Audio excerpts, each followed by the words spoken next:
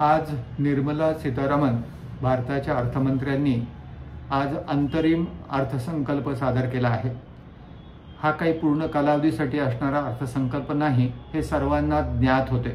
त्यामुळे हा अंतरिम अर्थसंकल्प आहे याबद्दल सर्वांना माहिती होती। त्यामुळे नवीन काही घोषणांचा पाऊस होईल असं काही अपेक्षित नव्हतं, त्याप्रमाणे झालंही नाही। हा जो अर्थसंकल्प आहे हा व्होट ऑन अकाउंट या कॅटेगरीमध्ये येतो। त्यामुळे फक्त त्यांना खर्चाच्या संदर्भातली मान्यता घेणं एवढाच फक्त या अर्थसंकल्पाचा मूळ उद्देश आणि एकंदर त्याची व्याप्ती होती। तरी देखील या अर्थसंकल्पामध्ये काही महत्त्वाचे बदल आपल्याला निदर्शनास आले आहेत आणि त्या निदर्शनाची थोडीशी माहिती या व्हिडिओमध्ये मी आपणास देऊ इच्छितो। पहिला महत्त्वाचा बदल जो प्राप्तिकर संदर्भात केंद्रीय अर्थमंत्र्यांनी जाहीर केला आहे आणि तो म्हणजे 1961 सालापासून 2009-10 या आर्थिक वर्षाच्या अखेरीपर्यंत जर एखाद्या करदात्याचे 25,000 रुपयापेक्षा जास्त देणे प्राप्तिकर विभागाला असेल किंवा दुसऱ्या शब्दात प्राप्तिकर विभागाला एखाद्या करदात्याकडनं 25,000 रुपयापर्यंत एखादी रक्कम जर प्राप्तिकरापोटी येणं असेल आणि ती जर डिस्प्युटेड असेल तर अशी रक्कम आता पूर्णतः निर्लेखित करण्यात येण्याचा निर्णय अर्थमंत्र्यांनी घेतलाय। या व्यतिरिक्त 2009-10 नंतर म्हणजे 2010-11 आर्थिक वर्ष ते 2014-15 पर्यंत जी काही सरकारची येणी प्राप्तिकर विभागाच्या संदर्भात आहे ती 10,000 रुपयापर्यंत निर्लेखित करण्याचा निर्णय देखील यामध्ये घेण्यात आला आहे। म्हणजे थोडक्यात 1961 सालापासून 2009-10 पर्यंत 25,000 रुपयापर्यंत आणि त्यानंतर 14-15 पर्यंत 10,000 रुपयापर्यंत येणं असलेली सर्व प्राप्तिकराची रक्कम आता पूर्णतः निर्लेखित करण्यात येणार आहे असा हा निर्णय आहे। आता यात एक महत्त्वाचा मुद्दा आपण लक्षात घेतला पाहिजे म्हणजे डिस्प्युटेड अमाऊंट म्हणजे काय। आता ही डिस्प्युटेड अमाऊंट म्हणजे कोर्टामध्ये दावा असला पाहिजे असं मला तरी वाटत नाहीये। हा ट्रायब्युनलमध्ये किंवा इन्कम टॅक्स डिपार्टमेंटमध्ये दावा असला पाहिजे असंही माझ्या मनात आहे। ते देखील असू शकतं असं माझं मत आहे। कारण कसं आहे की 1961 सालापासून म्हणजे जवळजवळ 39 वर्ष अगोदरची आणि 23 वर्ष नंतरची म्हणजे जवळजवळ 60, 62, 65, 70 वर्षापर्यंतचा कालावधी जो आहे या कालावधीमध्ये कोर्टाचा निकाल लागला नाही किंवा ट्रायब्युनलने निर्णय दिला नाही असं होऊ शकणार नाही आणि म्हणून फक्त डिस्प्युटेड रक्कम ही अपीलचीच असली पाहिजे असं काही यामध्ये लिखित असेल असं मला वाटत नाही। याखेरीज अशी डिस्प्युटेड अमाऊंट असू शकतात की प्रत्यक्षात करदाता आता जिवंत नाहीये आणि करदात्याची रक्कम कोणी द्यायची याबाबत त्यांचे जे लीगल हेअर्स आहेत त्यांच्यामध्ये डिस्प्यूट आहे, हा एक भाग होऊ शकतो।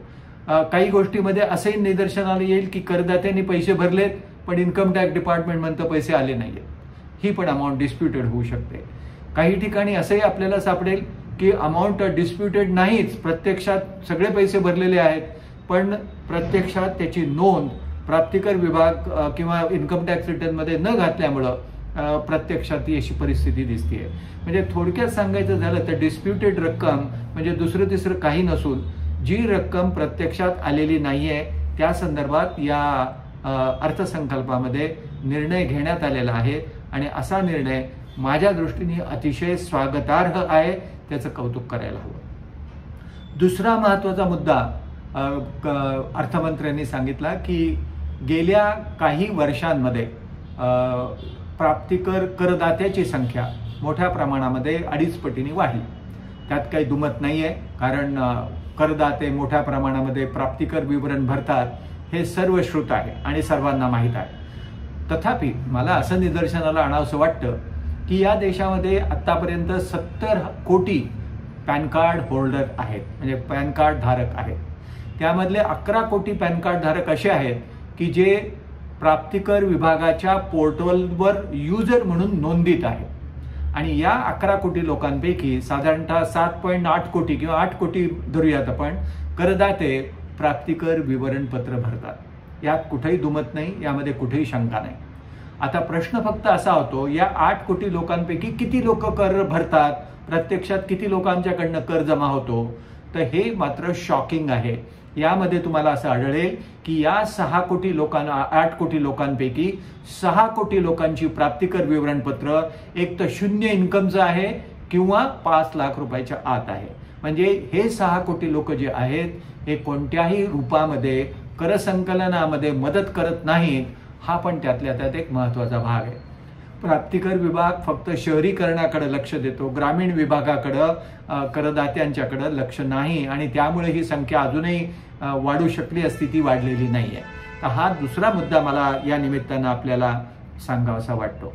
तिसरं स्वागतार्ह पाऊल जे केंद्र सरकारने उभारलं आहे आणि ते म्हणजे एक इनोव्हेटिव्ह ॲक्शनसाठी, इनोव्हेटिव्ह गोष्टीसाठी 1 लाख कोटी रुपयाच्या कर्ज देण्यासाठी मोठा निधी उभारण्याचं आणि देण्याचं ठरवलं आहे. यामध्ये लॉंग टर्म बेसिसवर म्हणजे 50 वर्ष 70 वर्षाच्या मुदतीने कर्ज देण्यात येणार आहे आणि या कर्जावर 0% किंवा नाममात्र व्याजदराने त्यावर व्याज आकारलं जाणार आहे. आता हे कर्ज कोणाला मिळणार आहे? तर ज्यांच्याकडं इनोव्हेटिव्ह ॲक्शन आहेत, असे स्टार्टअप आणि ज्यांच्याकडे इनोव्हेटिव्ह ॲक्शन आहे असे सनराईज डोमेन असणारे एंटरप्रेन्युअर यांच्यासाठी ही मात्र रिझर्वेशन ठेवलेलं आहे.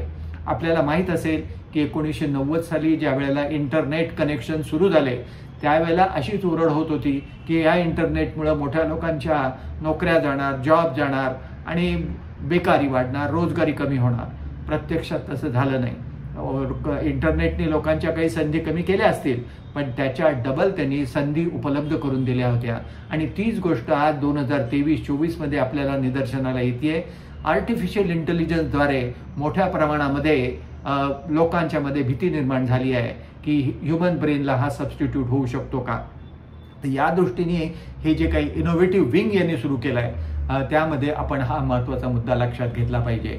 2023 मध्ये जरी आर्टिफिशियल इंटेलिजन्स वाढलं तरी ते मनुष्याच्या ब्रेनची जागा घेऊ शकणार नाही असं माझं वैयक्तिक मत आहे. कारण शेवटी जरी यांनी या मोठ्या अक्कल हुशार यांनी स्वतःची ब्रेन वापरून जरी एखादा निकष लावून निष्कर्ष जरी काढला असला तरी तो निष्कर्ष बरोबर आहे की नाही हे तपासणारी शेवटी ह्युमन एजन्सीज असणार आहे. आणि म्हणूनच मी म्हणतो की ह्युमन एजन्सी किंवा ह्युमन ब्रेनला कोणत्याही परिस्थितीमध्ये सबस्टिट्यूट अजून एक 50 वर्ष तरी असेल असं मला तरी वाटत नाही. त्यामुळं फायनान्शियल प्रोफेशनलनी नाउमेद होण्याचं काही कारण नाही. एवढंच या निमित्तानं मला आपल्याला सांगायचं आहे. 4 महत्त्वाचे बाब सरकारने यामध्ये प्राधान्यामध्ये घेतलंय. गरीब, शेतकरी, महिला आणि युवा असे 4 कॅटेगरी यांनी याच्यात घेतले. त्यांना प्राधान्य द्यायचं त्यांनी ठरवलं आहे. त्यातल्या त्यात महिलांसाठी तर मोठ्या प्रमाणामध्ये घोषणा पण झाली आहे आणि त्या घोषणेमध्ये त्यांनी स्पष्टपणे सांगितलं आहे की जे 83 लाख सेल्फ हेल्प ग्रुप्स आहेत या देशामध्ये ज्यामध्ये 9 कोटी महिला काम करतायत त्या 9 कोटी महिलांपैकी 1 कोटी महिला या मोठ्या प्रमाणामध्ये आता लखपती बनलेल्या आहेत. आणि यंदाच्या वर्षी त्यांचं जे सरकारचं टार्गेट 2 कोटी महिलांना सक्षम करून लखपती करण्याचं जे होतं ते आता टार्गेट त्यांनी 3 लाख कोटी महिलांपर्यंत यंदाच्या बजेटमध्ये वाढवलं आहे. म्हणजे ही एक मोठी स्वागतार्ह बाब आहे.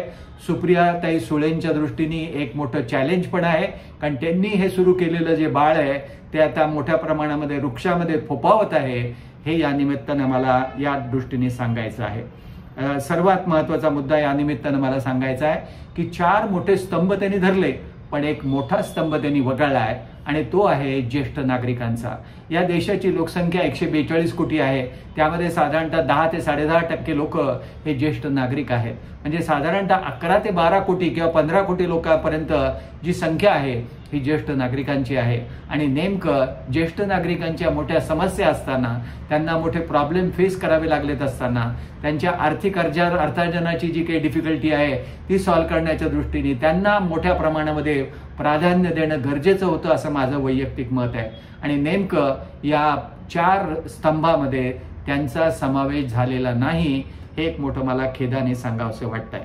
या व्यतिरिक्त अजूनही काही मुद्दे आहेत की ज्यामध्ये 31 मार्च 2024 रोजी प्राप्तिकराची एकंदर मुदत संपत होती ती 1 वर्षांनी आता केंद्र सरकारने वाढवली आहे.